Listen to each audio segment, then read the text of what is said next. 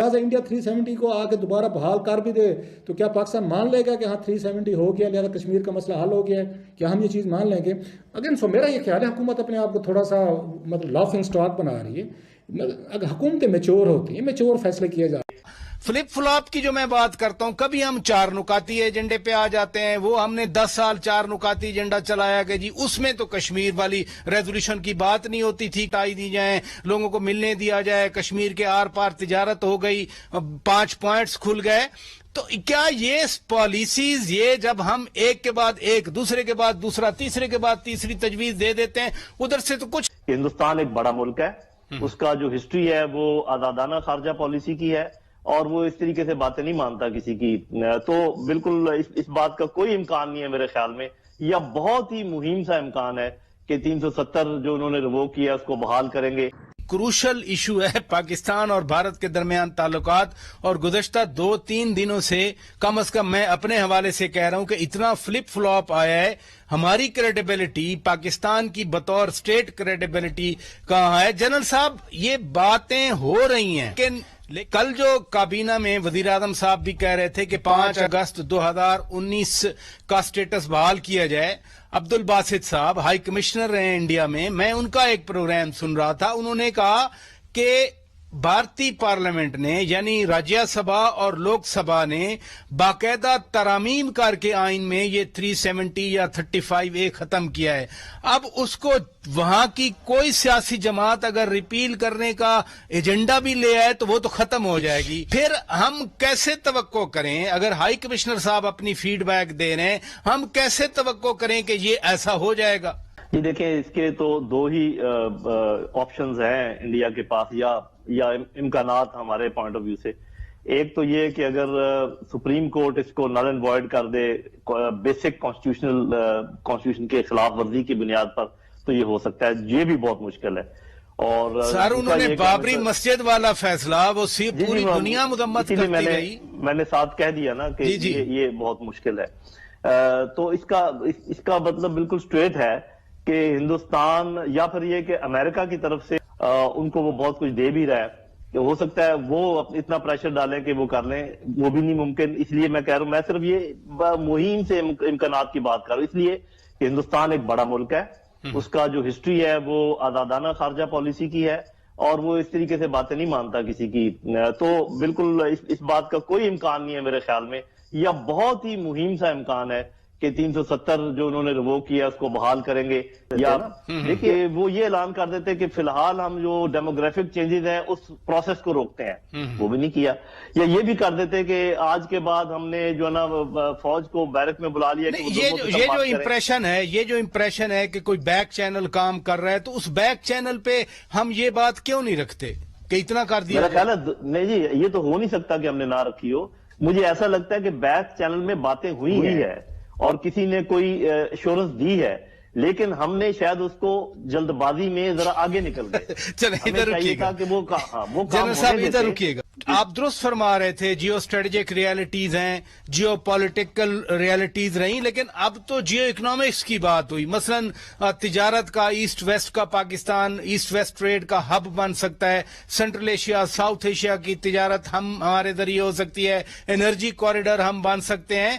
اس میں نفرت، اس میں حقارت، اس میں ایک دوسرے کے خلاف کام کرنا، اس کی تو پھر گنجائش نہیں ہے نا. تجارت جو ہماری 2 طرفہ تجارت ہے، یہ بھی کوئی آج کی بات نہیں ہے. اور جب آپ کو یاد ہو پیس پروسیس چل رہا تھا تو تجارت کا حجم کافی بڑھ گیا تھا، بہت زیادہ. اس وقت بھی پرابلم یہ ہو گئی تھی کہ ساری تجارت ہندوستان سے پاکستان آ رہی تھی، پاکستان سے ادھر جا کچھ نہیں رہا. صحت کی انہوں نے کہا کہ ہم نے ضروری وہاں سے لائف سیونگ ڈرگز منگوانی ہے. بالکل ٹھیک فیصلہ ہے جی. انہوں نے اس کو آ کے اوپن کر دیا، ٹھیک ہے جی ڈرگز منگوا لیں، انڈیا سے آپ منگوا لیں. اور ابھی کی بات 6 مہینے سال پہلے کی بات بتا رہا ہوں، جب انڈیا کے ساتھ اسپیشل سٹیٹس پہ کشمیر پہ ہمارا جھگڑا چل رہا تھا، تعلقات ہمارے خراب ہو چکے تھے، اور ہماری منسٹری کے لوگوں نے بیٹھ کے اس میں سے 500 ڈرگز منگوا لی جو کیبنٹ نے جن کی اپروول ہی نہیں دی تھی، جو اس میں ضروری نہیں تھی. مثلا انہوں نے پیراسیٹامول تک منگوا لی جو پاکستان میں خود بنتی ہے. تو میں نے پوچھنا تھا اس وقت تو کسی منسٹر کو خیال نہیں آیا کہ جناب انڈیا سے ہم یہ دوائیں منگوا رہے ہیں اور پاکستانی لوگوں کو جان بچا رہے ہیں، ہم پچھلا سٹیٹس میں نہیں مانتے. لہٰذا انڈیا 370 کو آ کے دوبارہ بحال کر بھی دے تو کیا پاکستان مان لے گا کہ ہاں 370 ہو گیا لہٰذا کشمیر کا مسئلہ حل ہو گیا ہے؟ کیا ہم یہ چیز مان لیں گے؟ اگین میرا یہ خیال ہے حکومت اپنے آپ کو تھوڑا سا مطلب لافنگ اسٹاک بنا رہی ہے. اگر حکومتیں میچور ہوتی ہیں، میچور فیصلے کیے جاتے ہیں، آپ نے اس کو ڈیبیٹ کرنی تھی، بیٹھ کے آپ نے پہلے بات کرنی تھی، پہلے آپ نے اجلاس بلانا تھا، اس کے بعد سمری موو کرنی تھی. آپ نے اچھے خاصے تعلقات ایک سائڈ پہ جاتے جاتے ان کو خراب کیا. اور میں پوچھنا چاہتا ہوں ان کے وہ جو ہیں پرنسپل سیکرٹری کا کام ہوتا ہے بنیادی طور پر، وہ ان چیزوں کو دیکھتے ہوتے ہیں، کیونکہ منسٹر انچارج عمران خان صاحب ہیں، اس کے جس پہ ان پہ لطیفہ بھی بن گیا ہے کہ کامرس منسٹری کے ایک منسٹر انچارج تو آپ ہیں، آپ نے خود سمری اپنی بھیجی، اپروول دی، اس پہ سائن دیا، ای سی سی کو بھیجی، ای سی سی نے منظور کر دی، اور پھر آپ نے کیبنٹ میں بیٹھ کے وزیر اعظم اس کو ریجیکٹ کر دیا، اپنا مذاق بنا لیا. سو عمران خان صاحب کو بعض فیصلے جو ہیں یا ان کی حکومت کو محض ان کو سوشل میڈیا یا یہاں ٹی وی ٹاک شو یا لوگوں کا اپوزیشن کے ریئیکشن یا ٹانٹس کو دیکھ کے نہیں کرنے چاہیے. انہیں ملکی مفاد جو ہیں لانگ ٹرم بنیادوں پہ دیکھنے چاہیے. اس طرح کا فیصلہ پھر پہلے ہوتا، بہتر ہوتا کہ آپ اس کو اس لیول پہ نہ لے کے جاتے، چھوٹا بیٹھ کے ایک اسے اجلاس بلاتے، اس میں ڈسکشن کرتے اور اس تمام سٹیک ہولڈر کو لے کر بیٹھتے، پھر بات ہوتی. سو ہمارے لیے تھوڑا سا میرا خیال ہے یہ مسئلہ تھا، میں ذاتی طور پر سمجھتا ہوں، آپ لوگوں کی رائے جو بھی ہو، کہ یہ اتنا بڑا مسئلہ نہیں تھا. حکومت پاکستان نے فیصلہ کیا تھا پاکستان کے نیشنل انٹرسٹ میں کہ آپ کو چاہیے، آپ کو سستی کی، آپ کو وہاں سے یہ کاٹن مل رہی ہے، شوگر مل رہی ہے، اور پاکستان کے لوگوں کو ریلیف مل سکتا ہے، اور پاکستان اور انڈیا کا ریلیشن شپ بہتر ہونے سے یہ کشمیریوں کو بھی تھوڑا سا ریلیف ملے گا، ان کو سیاف ریلیف ملے گی. وہ بیچارے جو وہاں پہ اس کے ظلم و تشدد کا شکار ہیں، بہت زیادہ وہاں پہ ان کے خلاف زیادتیاں ہوتی ہیں. سو انڈیا پہ بھی دباؤ رہتا کہ ہم نے پاکستان کے ساتھ ٹریڈ شروع کی ہوئی ہے، ہمیں بھی لہٰذا وہاں پہ کنسیشن دینی ہے. سو بات چیت کے ذریعے ساری چیزیں ہو سکتی تھیں. بہرحال میرا خیال ہے جو کچھ ہوا ہے اچھا نہیں ہوا، اس سے کوئی غلط میسج جو ہے نا وہ گیا ہے کہ شاید حکومت پاکستان کوئی میچور یا بڑے فیصلے کرنے کی پوزیشن میں نہیں ہے. عمران خان صاحب کو چاہیے تھا کہ اس پہ ڈٹ جاتے، کھڑے ہو جاتے. بہت سارے اور فیصلے انہوں نے کیے ہیں جس پہ وہ ڈٹ گئے، بہت سارے لوگوں نے تنقید بھی کی، لیکن پھر بھی انہیں جھکے ہیں، وہ کہتے ہیں نا جھکے نہ بکے. اس معاملے پہ ان کا بیٹھ جانا میرا خیال تھوڑے سے جو خط منموہن کے زمانے میں آتے تھے اس میں یہی ہوتا تھا کہ ایٹماسفیئر فری آف ٹیرر، اور اس میں بات ہوگی. پاکستان کی طرف سے جو خط جاتے تھے وہ بھی کشمیر کے یہی سینٹنس ہوتے تھے، یعنی وہ ایم ای اے کا ڈرافٹڈ خط آیا، ادھر سے فارن آفس کا ڈرافٹڈ خط چلا گیا.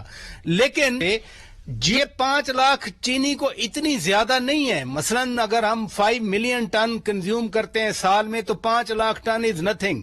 بٹ یہ ایک سمبولک سا تھا.